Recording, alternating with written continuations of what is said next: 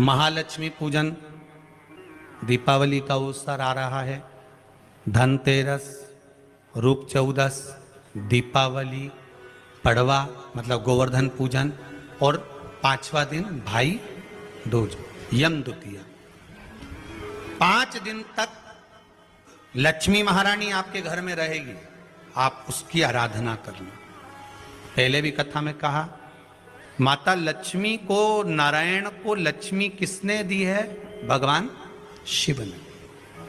लक्ष्मी जी तो भगवान शंकर के पास आ रही थी क्योंकि माता ख्याति इनको दे रही थी, पर माता ख्याति से शंकर भगवान ने कहा कि भगवान विष्णु को लक्ष्मी जी दीजिए। जो लक्ष्मी भगवान विष्णु को प्राप्त हो सकती है, क्या लक्ष्मी हमारे घर में नहीं आ सकती? 5 दिवस तक आप माता लक्ष्मी की आराधना करिए, उसको अपने घर में बुलाने का प्रयास करो। श्री शिवाय नमस्तुभ्यम। 5 दिन तक आप भी शंकर का अनुमोदन करो, श्री शिवाय नमस्तुभ्यम बोलो, लक्ष्मी की आराधना करो, घर में काम करते रहो, पपड़िया बनाओ, गुजिया बनाओ, जो बनाना है बनाओ, पर उस शंकर का अनुमोदन कर कर बनाओ और लक्ष्मी जी का अनुमोदन करते रहो, स्मरण करते रहो, जिससे मां हमारे घर में विराजमान हो। आप लोगों से निवेदन रहेगा, सब दीपावली का पर्व बड़े धूमधाम से मनाना। दीपावली के पूजन का ज्यादा बड़ा रूप में तो हम विस्तार वर्णन नहीं करेंगे। कमाई में भगवान से प्रार्थना करना कि धन आए तो अभिमान मत आने देना, अहंकार ना आए, बस इतना ध्यान रखना।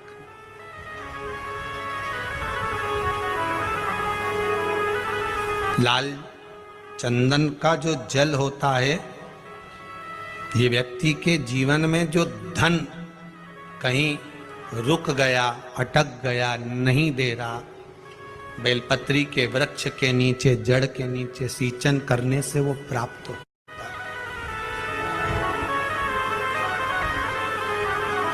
अथर्ववेद में छंदो ज्ञान उपनिषद में, दोनों में, अथर्ववेद में भी वर्णन है और महाराज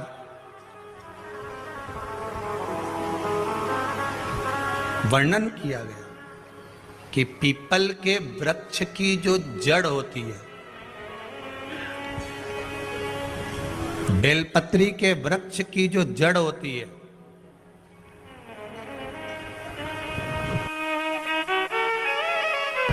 और आंवले के वृक्ष की जो जड़ होती है, इसके नीचे स्वर्ग का निवास होता है। किसका निवास है? स्वर्ग का निवास।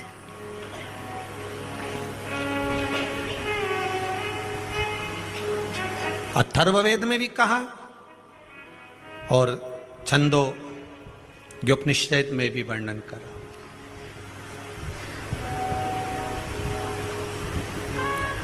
एक पीपल, एक बेलपत्र, एक आंवला, इनके जो जड़ है, वो जड़ के नीचे स्वर्ग का निवास।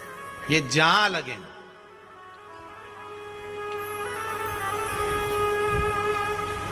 बस एक बात का ध्यान रखिए उसके लिए,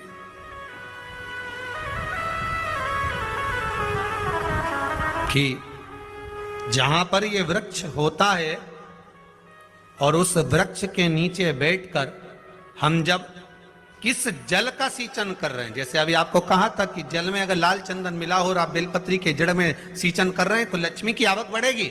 कहीं पैसा अपना अटक गया, नहीं आ रहा, आएगा।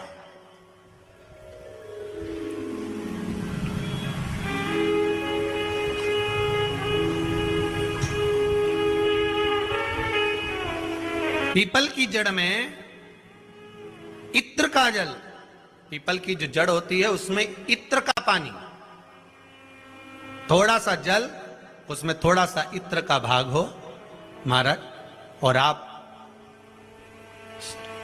भगवान पीपल देव, पिपलेश्वर महादेव का स्मरण कर कर पीपल की जड़ में अगर जल चढ़ा रहे हैं, और मान लो शरीर में कोई कष्ट हो गया है, शरीर में कोई रोग हो गया है, कोई मालूम पड़े ये हाथ 4 दिन से दुख रहा है, या 4 दिन से ये नस दब गई है, या ये कमर दब रही है, तो आप 2-4 दिन कर देखो। कलश के अंदर जल, जल में इत्र का थोड़ा सा भाग, पीपल की जड़ के नीचे आप उसका सींचन करिए पिपलेश्वर महादेव के नाम से। उस जल को थोड़ा सा भाग लेकर आ जाओ, उसी में से जो चढ़ाया है, और उस स्थान पर जहां कष्ट है उसको लगाना प्रारंभ करिए। 2 दिन 3 दिन कर देखो। प्रैक्टिकल करने में क्या जाता है? सीवर वाला महाराज झूठ बोल रहा हो तो प्रैक्टिकल करने में क्या जाता है? करते रहो। जिन जिन ने प्रैक्टिकल करे उनका रिजल्ट यहां सामने है, जिन जिन ने करे। और अभी और पत्र देगा पढ़ने के लिए, हो अभी कहीं का भजन आएगा जब देख लेंगे।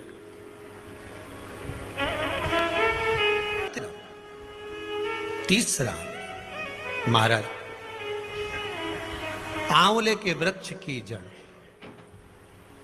आंवले के वृक्ष की जो जड़ होती है, इसके नीचे शिव महापुराण की कथा कहती है, विष्णु पुराण कहती है, स्कंद पुराण कहती है महाराज कि भगवान नारायण स्वयं इस जड़ के नीचे अपना विश्राम करते हैं महाराज, इस जड़ के नीचे। प्रयास करा करो, 1 चुटकी हल्दी, कितनी? मात्र 1 चुटकी हल्दी, आंवले के वृक्ष के नीचे भगवान हरि हर महादेव, कौन से महादेव हैं? हरि हर महादेव के नाम से रखकर उस पर पूर्व मुख कर कर, पूर्व की ओर मुख कर कर जल समर्पित करना प्रारंभ कर दीजिए। आप अगर प्रयास करेंगे, शुक्रवार की शुक्रवार करें, या नवमी की नवमी करें, अष्टमी की अष्टमी करें, प्रदोष की प्रदोष कर लें, सोमवार की सोमवार कर लें, तो आंवले की जड़ के नीचे अगर हमने हल्दी रखकर जल का भाग समर्पित करा है पूर्वमुख होकर, तो अगर व्यापार नहीं चल रहा है, 1 हफ्ता हो गया बैठे हुए हो, कोई ग्राहकी नहीं है, तो 1 बार करो, दूसरी बने जाओगे तो आप अपने आप दौड़ कर जाओगे कि मेरा 1 हफ्ते से व्यापार अच्छा चल रहा है। आप दूसरी बार करोगे तो आपको ये ज्ञान उपदेश ये प्राप्त हो जाएगा, अपने आप रिजल्ट सामने आएगा कि हाँ, हमने आंवले के वृक्ष के नीचे हल्दी को समर्पित करा था, और उसको चढ़ाने के बाद हमने जो जल चढ़ाया है उसका फल हमको प्राप्त हुआ, उसका फल हमें मिला है। अगर कहीं अशांति का अनुभव होता है, मन को शांति नहीं रहती, बार बार ऐसा लगता है कि रोना आ रहा है, कुछ घर में अच्छा नहीं लग रहा, कहीं आंख फटक रही है, कहीं कोई पड़क रहा है, तो कभी ऐसा लगे, एक सफेद फूल पुष्प कुंदकेश्वर महादेव के नाम से अपने घर में से लेकर घुमाकर शिव जी को समर्पित कर कर आ जाओ। वापिस आओगे ना तो रुआसा सा मन होगा, न मन में अशांति होगी। इतना पावर बाबा दे देंगे कुंदकेश्वर महादेव कि आपको खुद अनुभव हो जाएगा। केवल 1 पुष्प श्वेत कुंदकेश्वर महादेव। कुंदकेश्वर महादेव कोई साधारण नहीं है। जिस समय माता पार्वती ने विदल और उत्पल का संहार करा था, तो कुंदुक भगवान के चरणों में जाकर लगा। उस कुंदुक के लगने से भगवान शंकर का नाम कुंदकेश्वर हो गया। भगवान शिव ओघड़दानी, त्रिकालदर्शी, कैलाशी, अविनाशी, भगवान शिव के अन्य अवतारों का वर्णन है। फिर आगे जो चरित्र कहा गया है, भगवान के 12 ज्योतिर्लिंग का स्मरण कराया गया। महाराज, एक बात ध्यान रखिएगा, शिव महापुराण कार्तिक महत्तम कथा तो आज विराम हो जाएगी, पर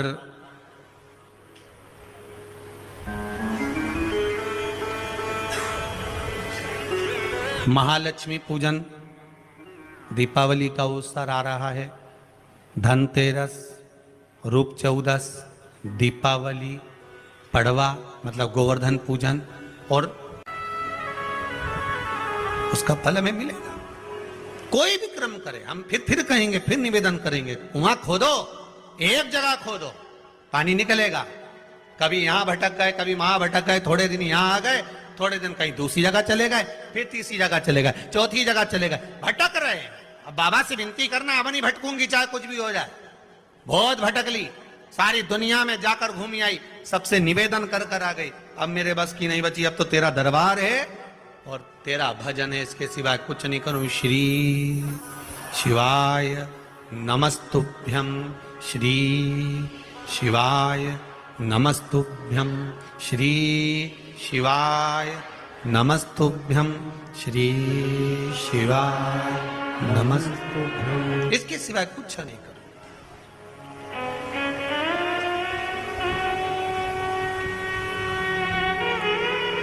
हमारा भजन मूल हो जाए। एक विदल और उत्पल दो असुर हुए। पार्वती मैया ने जो भजन करा था, स्मरण करा था, शिव मिले थे, उनकी भक्ति दृढ़ थी। विदल और उत्पल ने एक बार माता पार्वती जी को देखकर बड़े आनंद के साथ उनकी ओर लोभित हो गए, उनकी ओर आसक्त हो गए।